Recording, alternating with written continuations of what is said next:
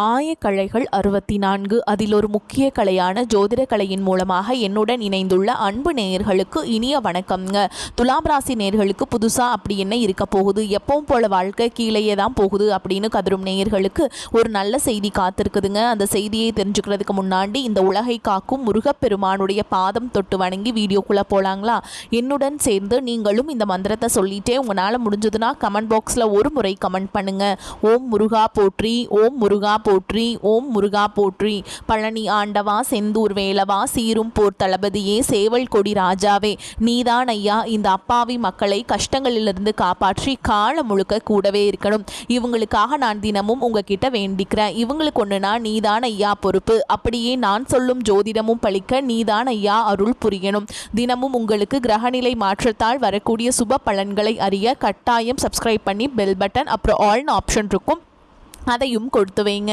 ஒவ்வொரு பதிவும் உங்களைய வெற்றியடைய வைக்க வேண்டும் அப்படிங்கிற எண்ணத்தில் தாங்க போடுறோம். துலாம் ராசிக்காரங்களே, உங்களை பொறுத்த வரைக்கும் கிரக நிலைகள் எப்படி இருக்குன்னு பார்க்கலாங்க. தைரிய வீரிய ஸ்தானத்தில் சூரிய பகவான், செவ்வாய் பகவான், புதன் பகவான் மற்றும் சுக்கிர பகவான் இந்த 4 கிரகங்களும் கூட்டணியில் இருக்காங்க. பஞ்சமஸ்தானத்தில் சனி பகவான் மற்றும் ராகு பகவான் கூட்டணியில் இருக்காங்க.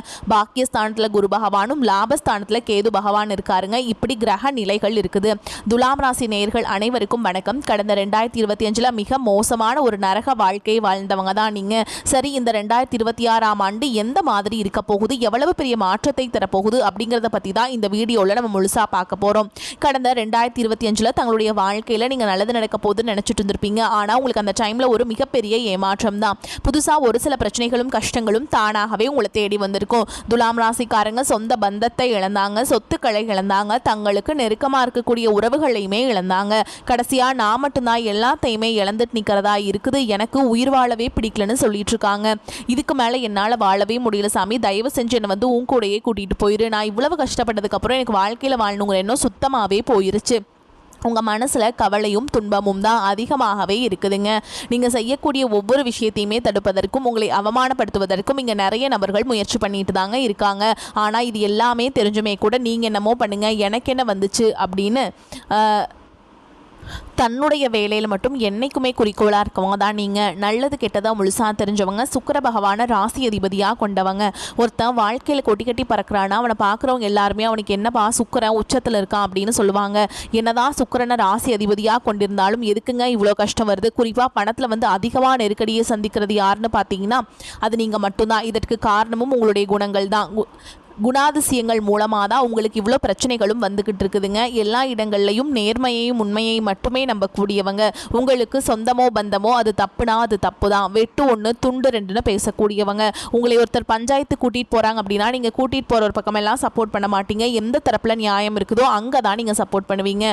உண்மை நியாயத்துக்கு மட்டுமே என்றைக்குமே கை கொடுப்பீங்க. உண்மைக்கு புறமாக எந்த ஒரு விஷயத்தையுமே செய்ய மாட்டீங்க. இதனால தான் உங்களுக்கு நிறைய கஷ்டங்களும் துன்பங்களும் அதிகமாகவே ஏற்பட்டுருக்கு. தங்களுடைய கஷ்டத்தையும் கண்ணீரையும் கடுகளவு கூட மற்றவங்களுக்கு தெரியாமல் பார்த்துப்பாங்க. இதனால் பார்க்குறவங்க எல்லாருமே துலாம் ராசியா இவங்களுக்கு என்னப்பா சூப்பராக இருக்காங்க, இவங்களுக்கு என்ன குறைச்சல் அப்படின்னு தான் நினச்சிட்டு இருக்காங்க. ஆனால் சாப்பாட்டு கூட கஷ்டப்படுறது உங்களுக்கு மட்டும்தாங்க தெரியும். கஷ்ட காலத்தில் திரும்பி பார்க்க கூட ஆள் கிடையாது. ஏதோ தட்டு தடுமாறி எந்திரிச்சு நிற்கிறப்போ உங்களை குறை சொல்கிறதுக்குனே நிறைய பேர் தேடி வருவாங்க. உங்கள் சொந்தக்காரங்க நண்பர்களுக்கு ஒரு தேவை இருக்குதுன்னா மட்டும்தான் உங்ககிட்ட வருவாங்க.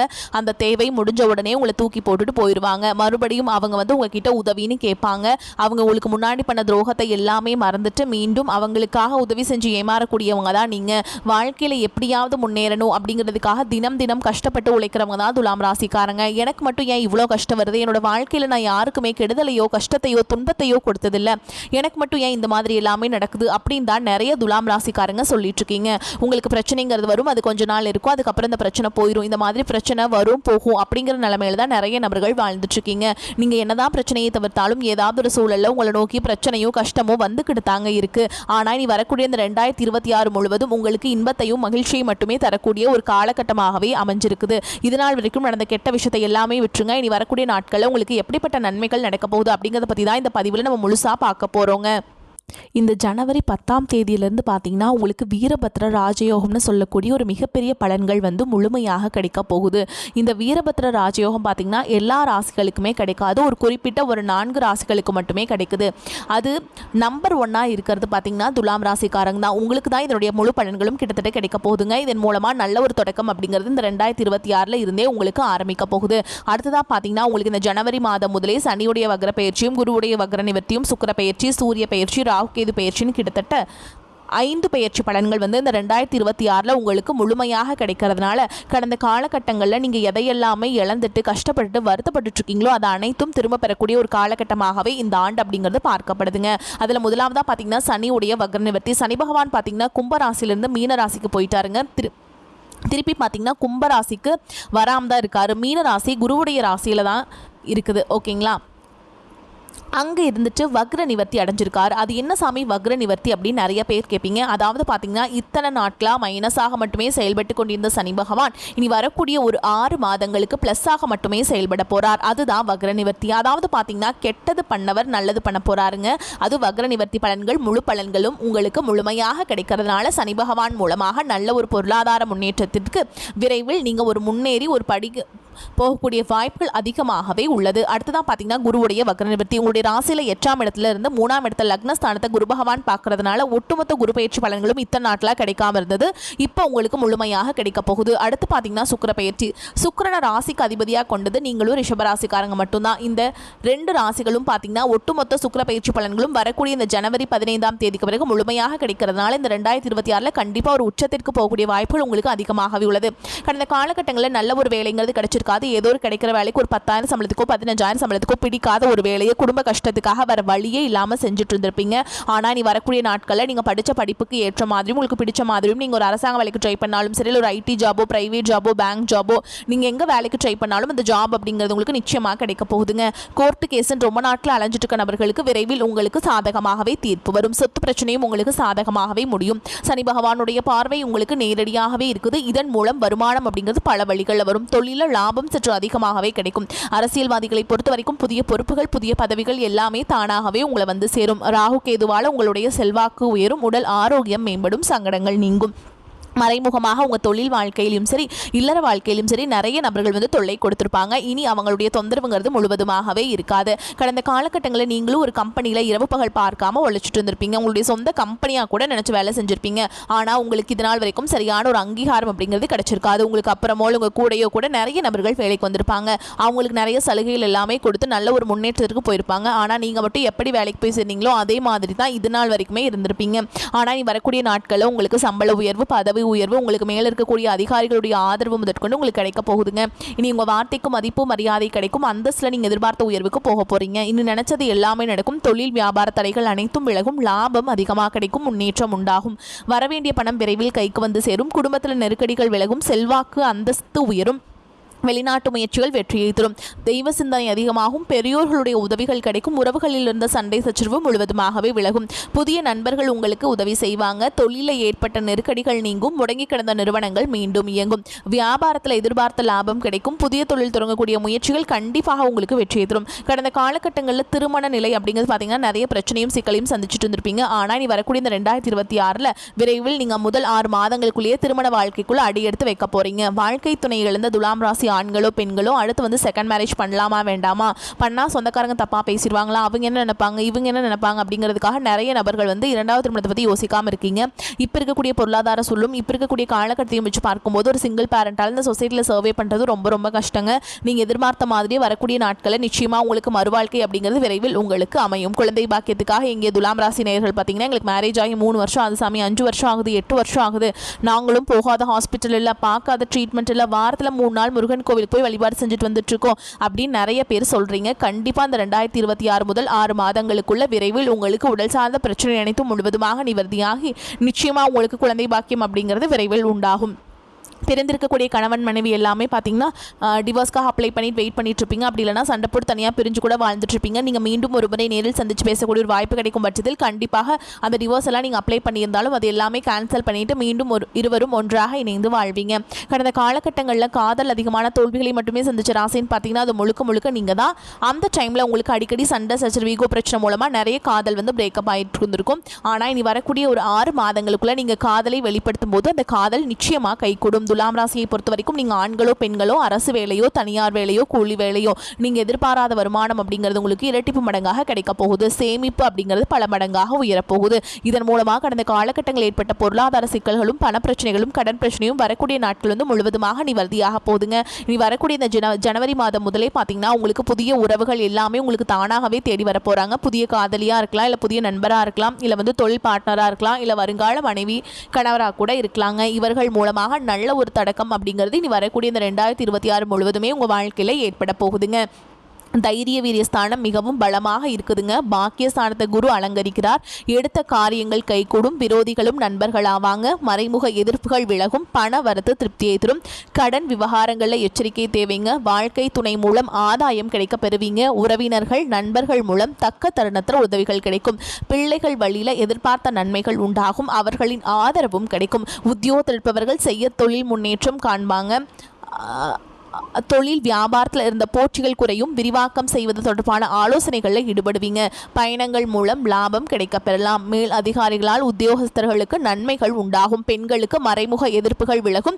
எதிரிகளும் நண்பர்கள் ஆவாங்க. கலைத்துறையினர்களுக்கு சீரான நிலையில் இருக்குங்க.